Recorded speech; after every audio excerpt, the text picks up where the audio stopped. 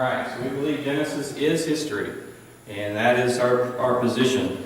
We believe in the 6 literal days of creation. We believe that everything God created was good. He created this earth from nothing. He filled it. He formed it, all for His greatest creation, mankind. We were created from the dust of the earth. We did not evolve from anything. He created a man.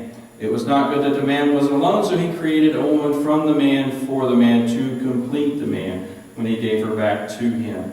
And so now we have seen Adam and Eve obviously made a bad choice, and that was one of the benefits of being created in the image of God, was to having the intelligence to make decisions.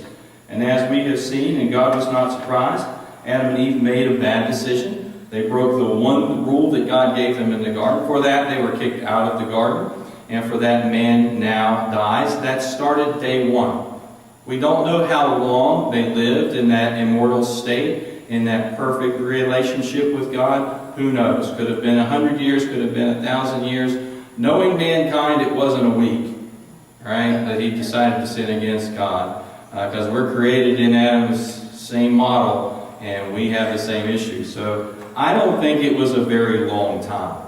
However long it was, day one started with the fall, with them getting kicked out of the garden. We saw what happened. Cain and Abel were the first children born of Adam and Eve. We don't know when they were born, as far as in that lifetime. We know sometime it was before or from day 1 to year 130, as we're going to see tonight. So somewhere in that time frame, Cain and Abel were born, and Cain continued the bad decision, but he accelerated it and killed his brother Abel. As we discussed last time, God showed His mercy in several ways.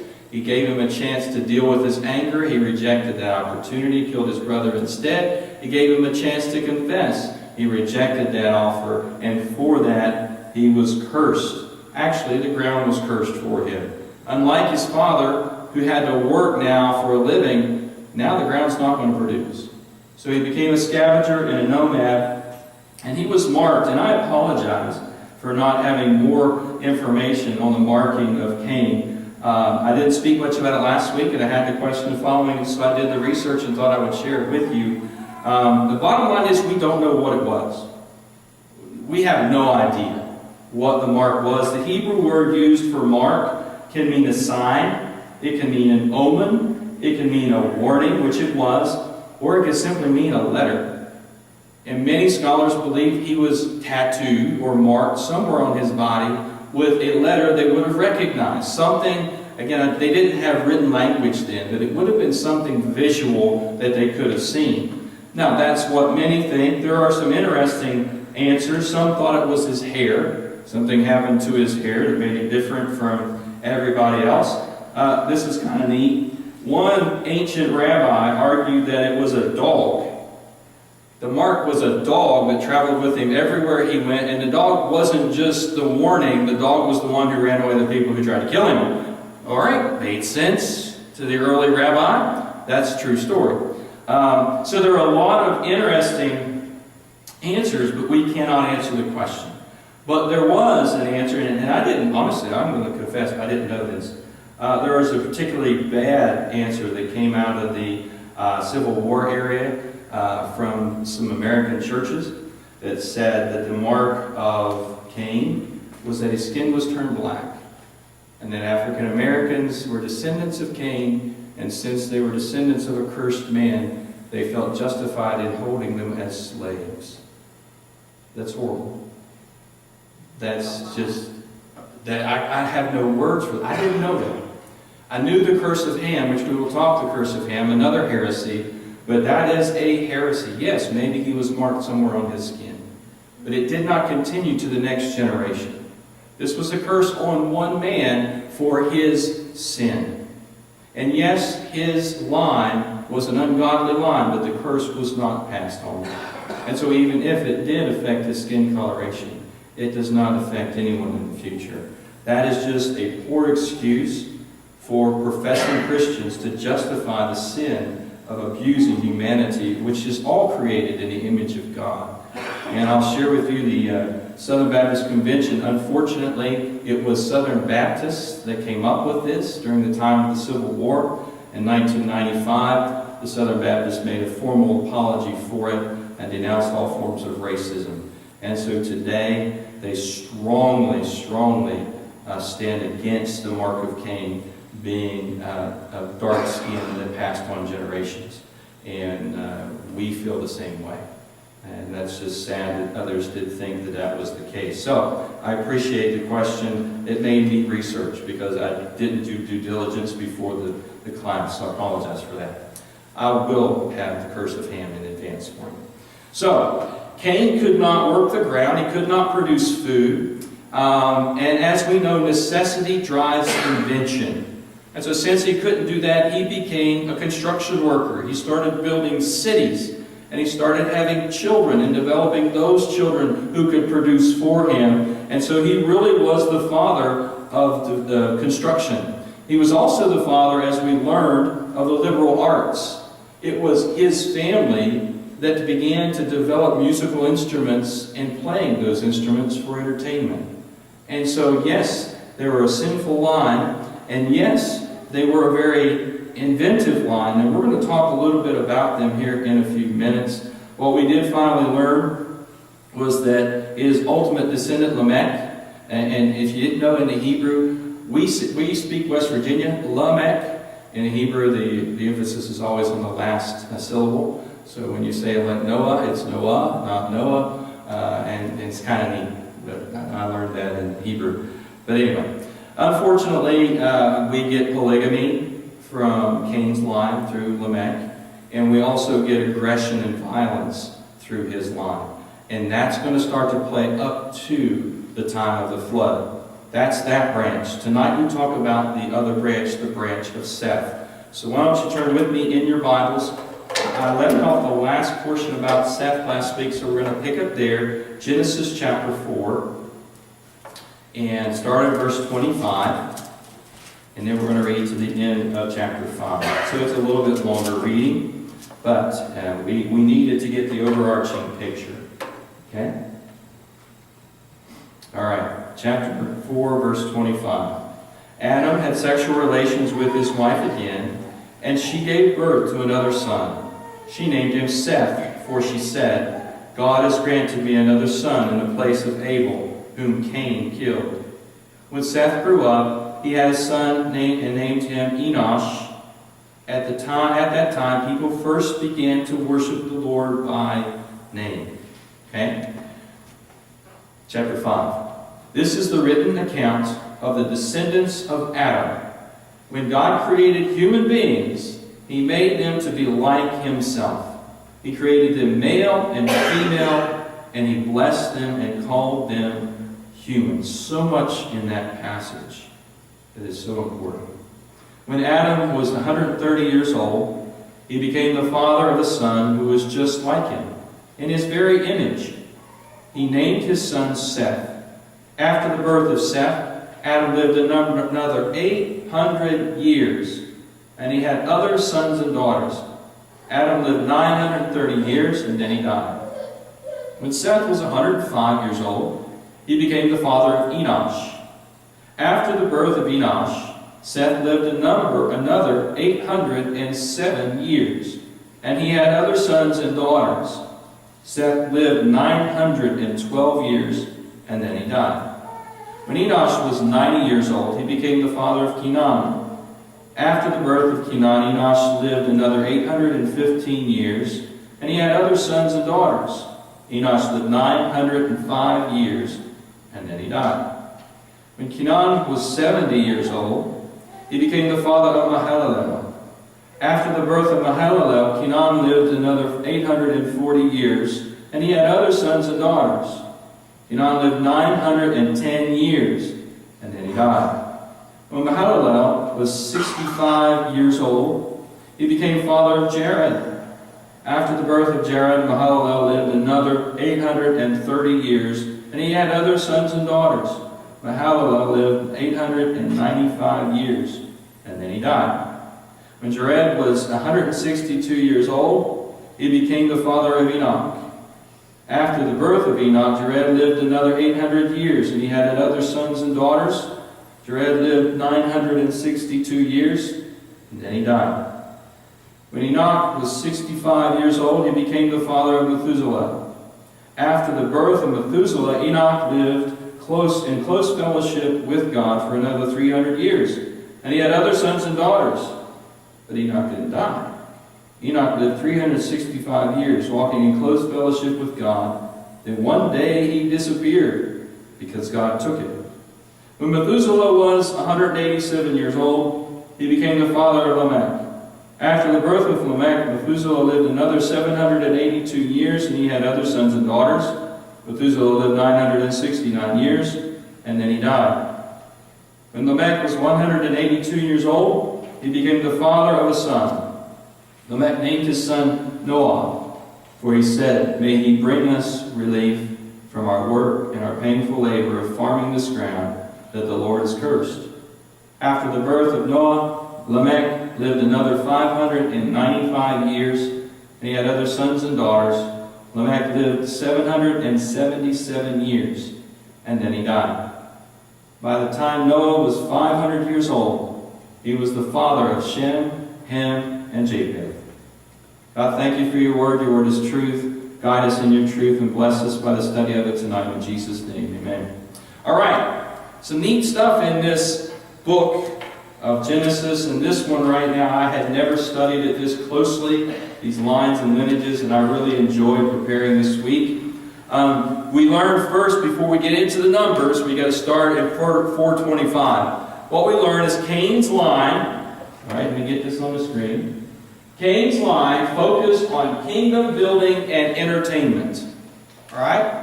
Since they did not worship God because it had not started yet, and he had already rejected God's offers of mercy, Cain's family focused on the temporary. They focused on the things that brought them pleasure today. So they built kingdoms and they got into entertainment. Those were the things that they focused on. And there should be no surprises there. The same is true today. You have two kinds of people in the world. It's been that way since their creation. Those who focus on the temporary and those who focus on the eternal. And so Cain's line focused on kingdom building and entertainment. No surprise that they ended up digging into sexual immorality and violence, just as the same side of our culture today does. On the other hand, Seth's line worshiped the Lord. All right, Seth's line worshiped the Lord. There is no doubt that they developed their own cities. There's no doubt that they enjoy music. But what they're known primarily for is that they worship the Lord by name. Now, we cannot say that every person in this line did, but we know that this legacy lived on, for two of these people in his line had very special things said about them, and we'll cover that.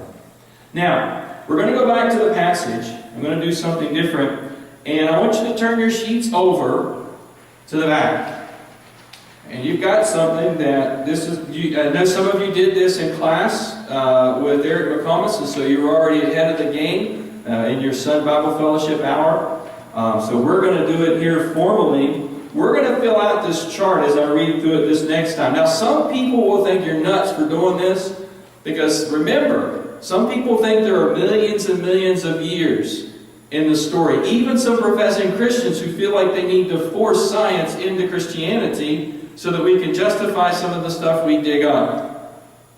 But when you stop and think about it, this man had this son, he lived this many years. This man had this son, he lived this many years.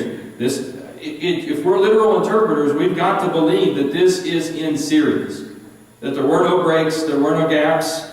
And remember, the archaeologists and the scientists have an interesting job, but something dramatic happened that messed up their data. And we're going to talk about it next week. We'll start talking about it next week. It'll take about 3 weeks to get through it. Okay? So keep that in mind. We believe that these are literal times, and this is a literal time frame given in Genesis. So, here's what I'm going to do. Where'd it go? I found my Bible. I'm going to start with Seth, or Adam. We'll start with Adam. And I want you to fill in the numbers. Each person has a line next to their name, and the top of the line has two boxes.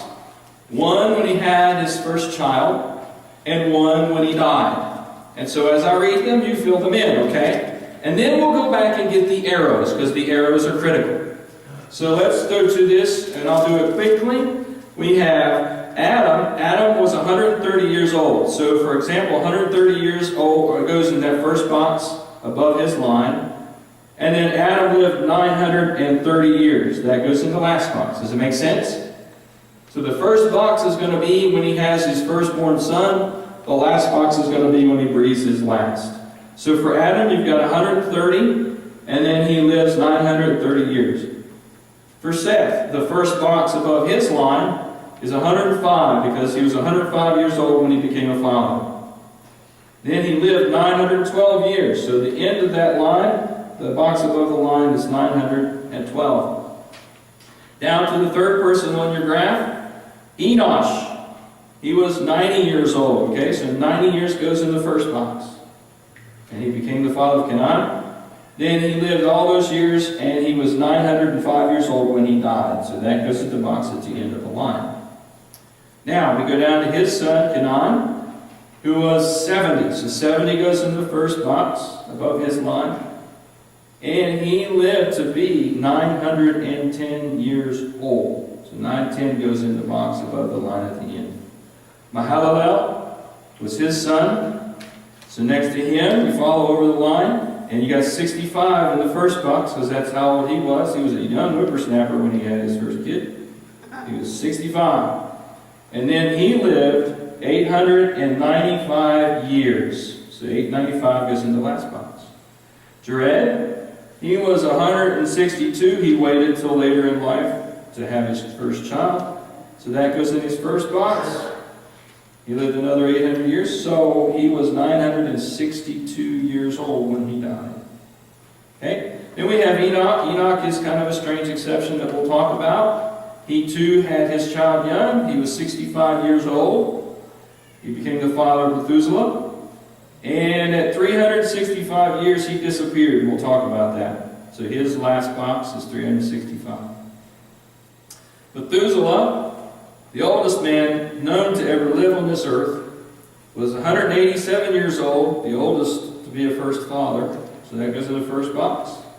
He lived 969 years. Why not 970? We'll talk about that in a minute. He lived 969 years, so that's in his last box. Lamech was his son. So follow the line next to Lamech. It's a little further out. He was 182 years old. That goes in the first box. Okay? And then he lived to be 777 years, an interesting number. We'll talk about that too.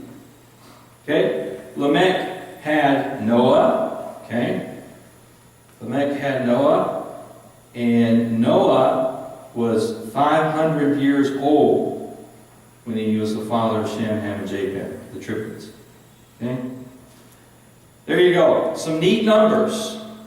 Before we start filling in the arrows, what do those numbers speak to you?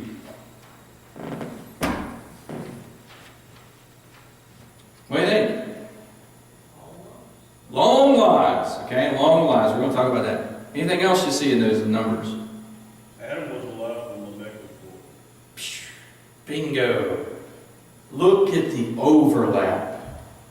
Since they lived so long, they knew each other. We're going to talk about that. Anything else interesting before we put these numbers together? Okay, let's see when the flood happened. Let's see the period of time from fall to flood, okay? So let's start by filling in our arrows. Adam lived 130 years after the fall, and then he had his third son, Seth. So you could put 130 in the arrow next to Seth's name. He was born in 130, we'll say AF, after the fall. So that first arrow after his name, after Seth's name, is 130. Now, math whizzes here. Seth was 105 when he was born, when his first son was born. That means Enosh was born at 235. 130 plus 105 is 235. So you put that in the arrow there for Enosh's birthday. Okay? Canaan was 70, right?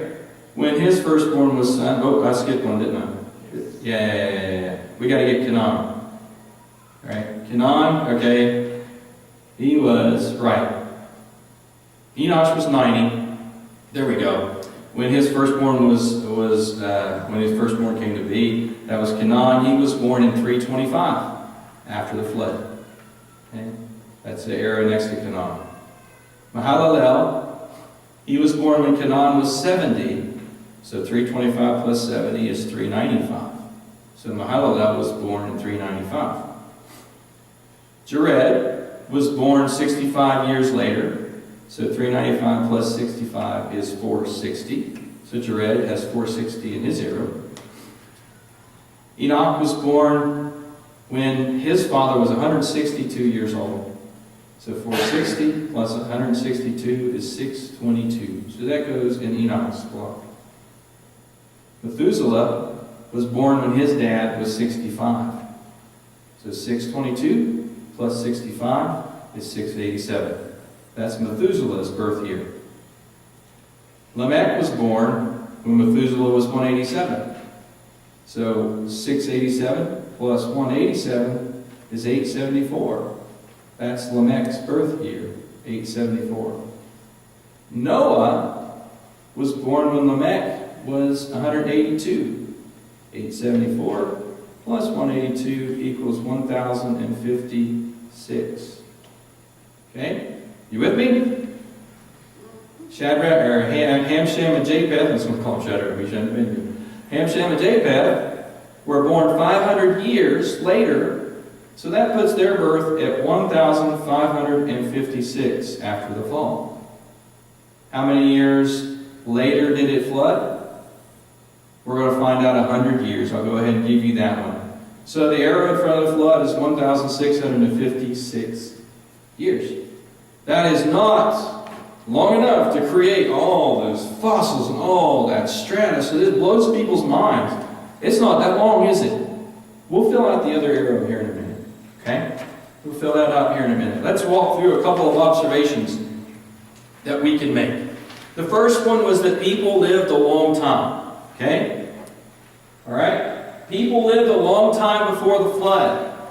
Even scholars, they'll argue about this lineage, and they'll try to argue that there's historical evidence to show that sometimes they put gaps in them, and they have a pretty good argument for the lineage maybe having people in them.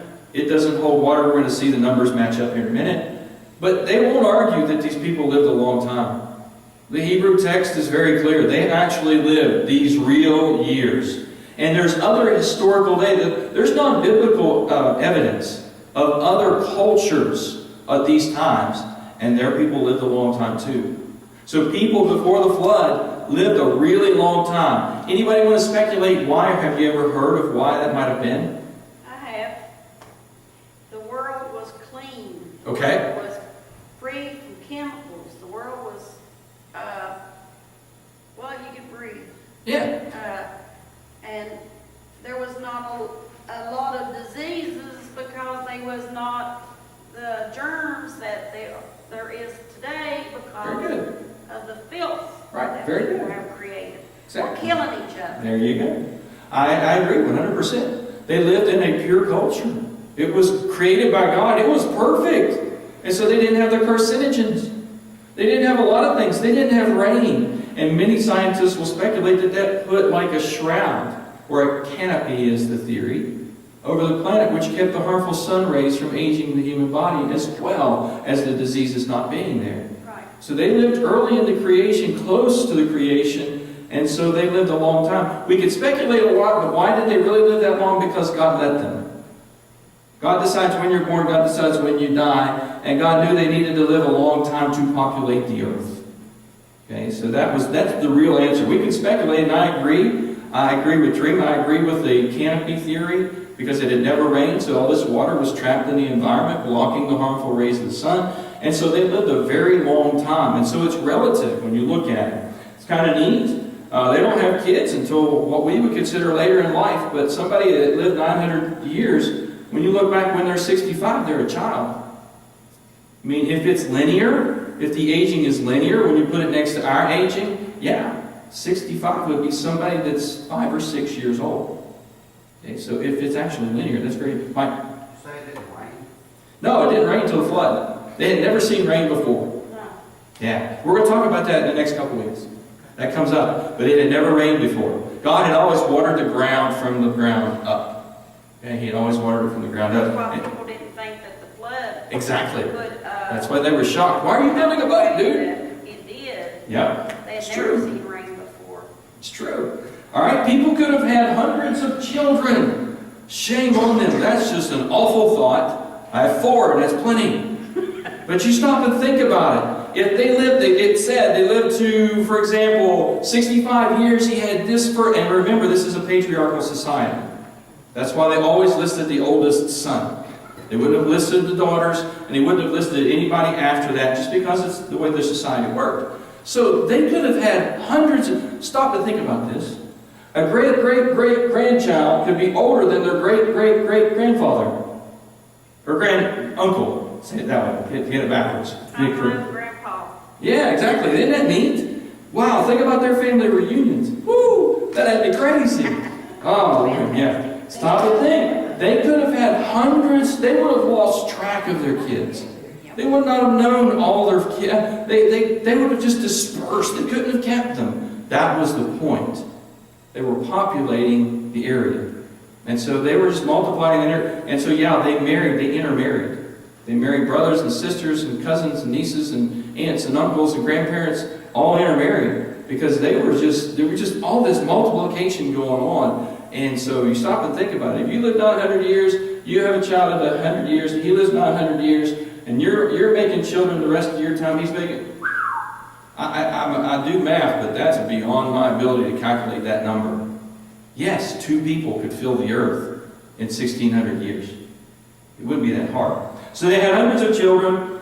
Everyone down to Lamech could have known Adam personally.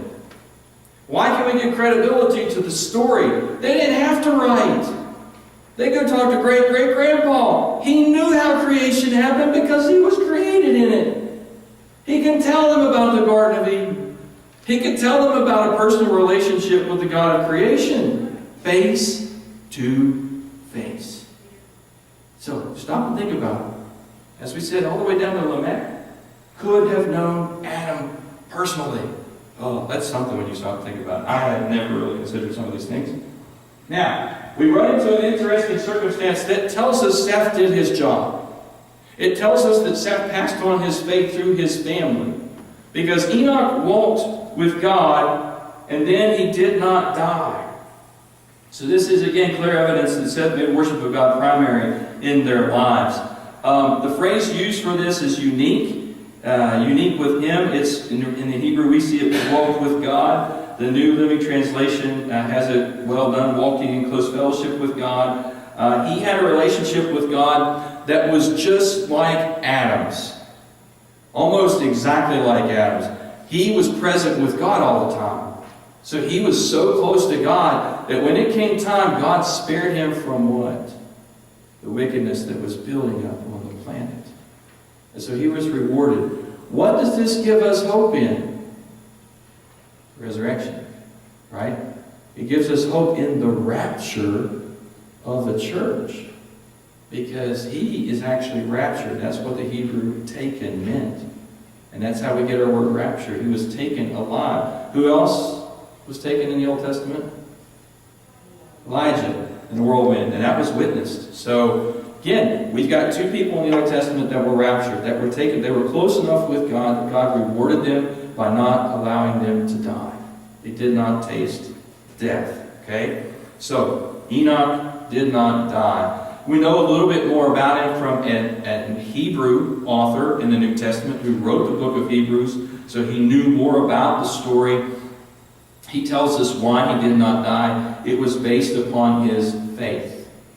Because of his faith, he had such strong faith, he was taken up to heaven without dying. Because of his faith, he was known as a person who pleased God. There's only one other person in the Bible that the same language is used for, and it's his descendant, Noah. There's only 2 people this is set up in the Bible. Enoch and Noah. And Noah's going to get a little different treat. We're going to talk about it in the next couple weeks. Okay? So, Noah could have known Adam's grandson personally. There was a period there where several of them died pretty close together. Again, God is preparing for the end of this period of time, and he's taking off these patriarchs. And so Noah could have known Adam's grandson. And so you stop and think about that. Noah would have known the stories of creation as well. Something else that you notice, Noah's sons were born very late in life. Most of these men had sons. I think 187, I believe, was the latest that someone had a son. He was 500. There's several theories about this. One is there's a period of cleansing right before the flood. Okay, because the destruction is coming. Two, these young men would be young men when they stepped off the ark. They wouldn't be 400 or 500 years old.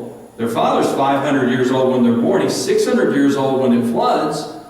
And so they're just they're young men in their early hundreds when they step off the ark. And they needed to be, because they are going to repopulate the earth.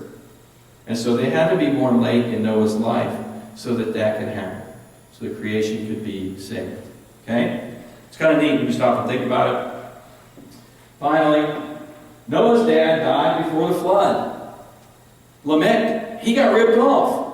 He was only allowed 770 years. Wait a minute. His dad lived for a long time. His dad lived to be the oldest man ever. He lived 969 years. Hold on to that thought. But Lamech died 777 years. That meant he died in 1651, 5 years before the flood. So God spared Noah's dad from the flood. Now let's fill in that last era. Noah's grandpa may have died in the flood. This is another reason why these lineages have credibility, because this cannot be a coincidence. If you look, he was born in 687, Methuselah was, and he lived 969 years. You do the math. What's that number come up to be? 1656. He couldn't live any longer because the flood happened, and he wasn't on the boat. Some try to say God spared him with the flood and he died earlier that year. Others try to say maybe he wasn't a godly man. He just didn't make it into the boat. And so this is God's reset. Look at all that overlap. Look at the godliness that passed through it. We see it through Enoch. But ultimately, what we cannot avoid is the fact that at the end of each one of their accounts, they weren't. Except for Enoch, they died. 9 years, 90 years, 900 years. The curse of man is death because of sin. And we die. Enoch gives us that hope that those who are faithful when Jesus returns will not taste death. So we're going to get to some really interesting stuff. I hope you found this interesting. I don't know. I had never done this before. Maybe you have. But this is really cool. This is where we get numbers like 7,000 years for the age of the earth. When people say it's millions of years old, if you look at the lineages and you watch, and the Bible records these lineages, we're going to see the lineages after the flood as well. If you do the lineages and you follow the names, the earth can't be any more than 10,000 years old. It's just not possible if you believe literally the Bible is true. Okay? All right, our closing song, please. I'm going to stand and sing page number 3, or song number 312. So won't you stand with us for our closing song, Only Trust Him.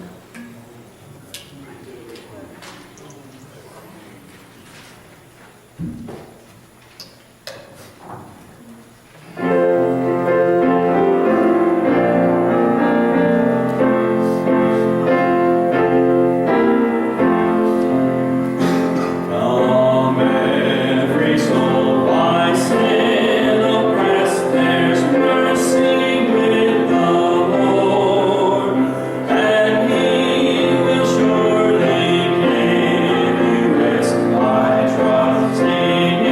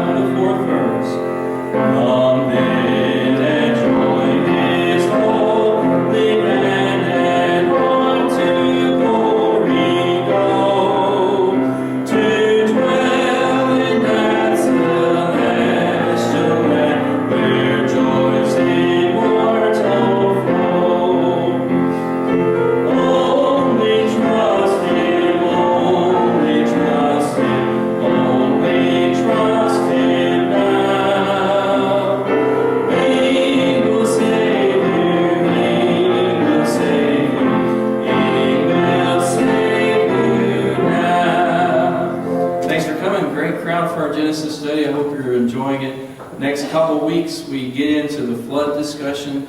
Next week's really tough because what are these sons of God and intermingling with the women of the earth? There's a lot of neat, interesting theories out there about this next study. I look forward to sharing it with you, Lord willing. Probably take us about 3 weeks to get through the flood, and I do have some neat videos that go along with it from Ken Ham and Answers in Genesis. So, again, thanks for being faithful to it. Look forward to seeing you Sunday.